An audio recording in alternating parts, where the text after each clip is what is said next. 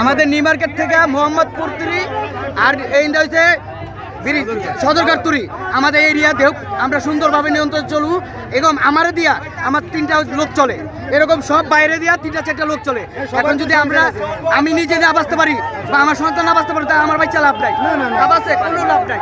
তাহলে আমরা বিরতয়ের কারণে আমরা রাস্তায় প্রতিবাদ চলবো আর আমাদের অটোরিকশা চলবে। সরকারের কাছে একটি অনুরোধ, আমাদের সমাধান না হওয়া পর্যন্ত আমরা রাস্তায় থেকে উঠবো না। সমাধান না হওয়া পর্যন্ত আমরা রাস্তা থেকে উঠবো না এবং আমাদের আন্দোলন চলতে থাকবে, চলবে, অটোরিকশা চলবে, এটাই আমাদের দাবি। এবং এরপরে আমাদের পেটে লাথি দিয়া কোনো গাড়ি আমরা রোডে চলতে দেব না।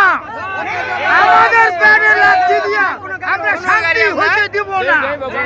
আমাদের ছেলে মেয়ে নিয়ে কিভাবে আমরা চলবো এইটা আমাদের চলার ব্যবস্থা করে দেখ সরকার। আর না হয়তো আমরা পরিশ্রম করে খাই, আমরা পরিশ্রম করে খাই, তাও যদি পরিশ্রম করে খাইতে না দেওয়া হয় তাইলে আমরা চিন্তাই করবো, আমরা ডাকাতি করবো, আমরা কি করবো আমাদের সরকার জানে। আমাদের সন্তান বাঁচানোর লিগে, স্ত্রী বাঁচানোর জন্য আমার মা বোন সব ফ্যামিলি নিয়ে থাকতেছি আমরা যদি নাই চলতে পারি তাহলে দেশে সরকারে কি দেখছে আমাদের, কি দেখবে আমাদের? সরকারি কোনো মিল ফ্যাক্টরি দিয়ে দেন, গরিবের নিয়ে অন্য চাকরি দেন, তাইলে আমরা অটো চালাবো না। আমরা রিক্সা চালক একটা সমাজের অংশ। আপনারাই বলেন যে রিক্সা চালক সমাজের অংশ। গরিবের পেটে লাথি দিয়ে কোনো সরকার থাকতে পারে না। আপনারা হঠাৎ আপনি একটা ডিসিশন নেবেন, এই ডিসিশনে হয়ে যাব আর এত হাজার হাজার মানুষ কি করবে? চুপ করেন, আমি কই চুপ করেন। আপনারা যে হঠাৎ একটা ডিসিশন নেন, এই ডিসিশনের মানিটা কি? আপনি কি আমার ঘরে 2 কেজি চাল, 2 কেজি ডাল, 1 কেজি লবণ দিয়ে দিচ্ছেন, দিয়ে আমার পেটে লাথি দিতেন? হঠাৎ কোনো ডিসিশন চলে না এই দেশে, কেন চলবে? এটা গণতন্ত্র দেশ, নিয়ম থাকা দরকার। এই দেশে গণতন্ত্র দেশ, নিয়ম থাকা দরকার।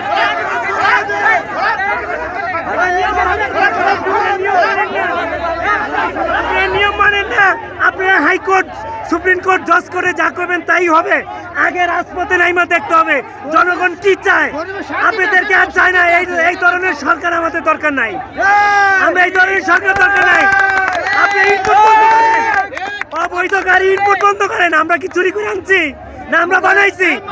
আপনি ব্যাট নেন, সব কিছু নেন, সরকার ইনপুট করিয়া এই মালগুলি কেন ছাড়লো? আমরা কিস্তি উঠায় গাড়ি বানাইছি, আমাদের কিস্তি পরিশোধ করেন, আমরা বানাইতাম না, আমাদের কিস্তি পরিশোধ করেন।